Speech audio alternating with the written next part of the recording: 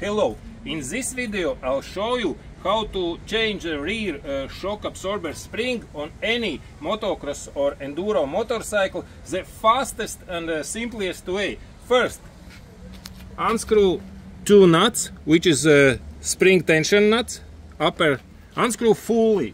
Second, linkage, lower linkage, unscrew this one and this one bolt. Then you gain access to lower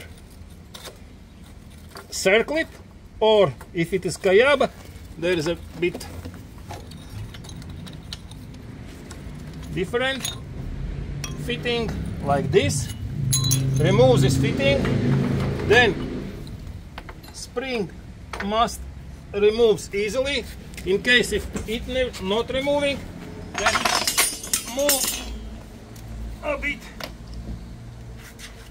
rear fork, and voila, spring is removed, and install a new spring and opposite way. So simple. 2 minutes and spring was changed. Peace. Hope you find this video useful. Press the like button if you like it.